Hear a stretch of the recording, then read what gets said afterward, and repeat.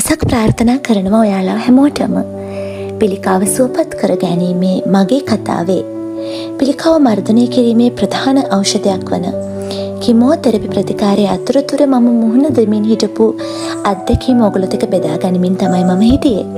ඉතින් අද වීඩියෝ එකෙන් කතා කරන්නේ මේ කිමෝതെරපි ප්‍රතිකාරයේදී අපිට ඇතිවන ලොකුම ගැටලුවක් වන WBC කවුන්ට් එක කියන්නේ සුදුරුදුරාණු ප්‍රමාණය පහළ බැසීමෙන් අපිට ඇතිවන උණ තත්වය.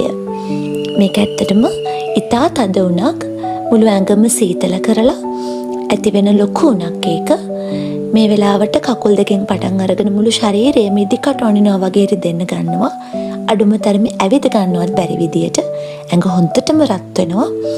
ඊට අමතරව අපිට වෙනත් අපහසුතා ඇති වුණොත් ඒවත් මේ උණ තත්ත්වයත් එක්ක තියෙනවා. ඒ කියන්නේ ગેස්ට්‍රයිටිස්, වමනය, උක්කාරය, මලබද්ධය මේ දේවලුත් මේකත් එක්කම තියෙනවා. ඉතින් මේ වෙලාවට අපේ වෛද්‍යවරු අපිට නිර්දේශ කරන්නේ උෂ්ණත්ව මානයක් උණ කටුවක් ගෙදර තියාගෙන උණ බලන්න අනිවාර්යෙන්ම උණ බලලා ඒක උණ කියන මට්ටමේ උෂ්ණත්වය වැඩි වුණ ගමන් ඒගොල්ලෝ කියන්නේ රෝහල්ගත වෙන්න කියලා. මට නම් කියලා තිබුණේ විශේෂයෙන්ම රුධිරගත පිළිකාවක් නිසා වෙන ළඟම රෝහලටවත් යන්න එපා, අපේක්ෂා රෝහලටම ඇවිත් ඒකේ ඇඩ්මිට් වෙන්න ඕන ප්‍රතිකාරවලට කියලා. අනිත් එක තමයි පැනඩෝල්. අපි පැනඩෝල් බීලා මේ උණ පාලනය කරන්න උත්සාහ කළොත් ඒක බොහොම නිෂ්ඵල වැඩක්. කිසිම ප්‍රයෝජනයක් නැහැ. පැනඩෝල් වලට මේ උණ වළක්වන්න බෑ. ගොඩක් අය හිතනවා පැනඩෝල් දෙකක් බිව්වාම නැත්නම් පැය 6න් අයට පැනඩෝල් ගත්තාම මේ උණ අඩු වෙයි කියලා. ඒක එහෙම අඩු වෙන්නේ නැහැ. ඒ නිසා ඒ වැරදි මතවල ඉන්නේ නැතුව අපි අනිවාර්යෙන්ම රෝහල්ගත වෙලා ප්‍රතිකාර ලබා ගන්න ඕන.